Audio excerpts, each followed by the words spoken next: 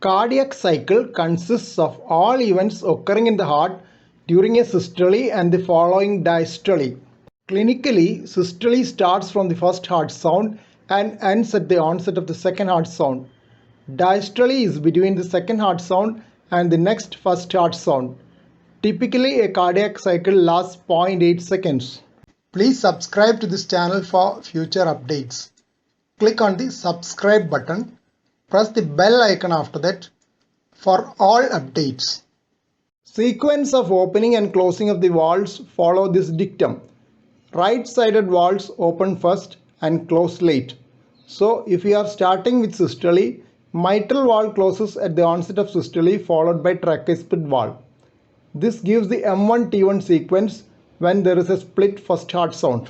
Interval after the atrioventricular valve closure and the opening of the semilunar valves constitute the isovolumetric contraction time.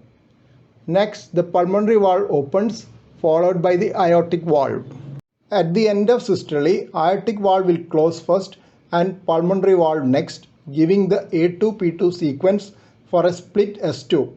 Interval between the closure of the semilunar valve and the opening of the AV valves constitute the isovolumetric relaxation period.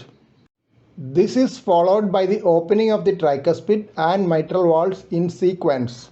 Phases of the cardiac cycle are classically described in relation to the Vickers diagram, which incorporates drawings of phonocardiogram, ECG and pressure tracings of the atrium, ventricle and aorta, as well as ventricular volume curve. The diagram has been in use for over a century, with initial publication by Carl Vickers in 1915. Isovolumic contraction phase starts at the peak of the QRS complex in the ECG. As soon as the left ventricular pressure starts rising, the mitral valve closes.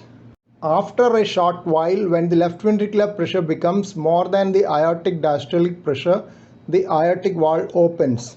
The period during which both mitral and aortic valves are closed and the ventricle is in systole is known as isovolumic contraction phase. First heart sound is heard when the mitral valve closes at the onset of isovolumic contraction phase. In the ejection phase, the blood is ejected into the aorta once the aortic valve opens. After an initial period of rapid ejection, while the ventricle continues to contract, there is a period of reduced ejection when the ventricle starts relaxing. The ejection phase ends when the aortic valve closes. This event is marked by the second heart sound. Isovolumic relaxation phase starts with the closure of the aortic valve and ends with the opening of the mitral valve. Rapid inflow phase. Initial part of diastole in which there is rapid inflow of blood into the ventricle ends with S3 if one is present.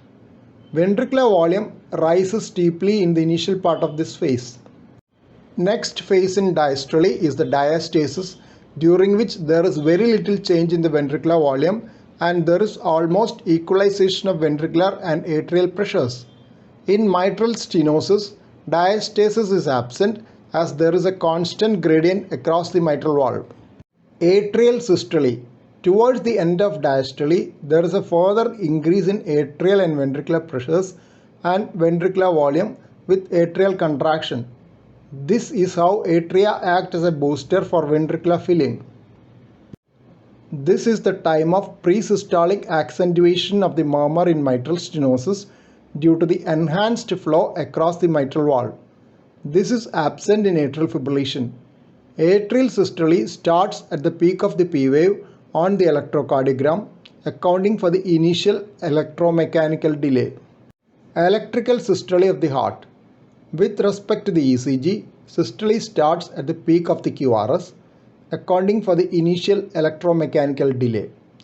Systole ends at the end of the T waves, so both ventricular depolarization, except a small initial portion, and repolarization is complete during systole.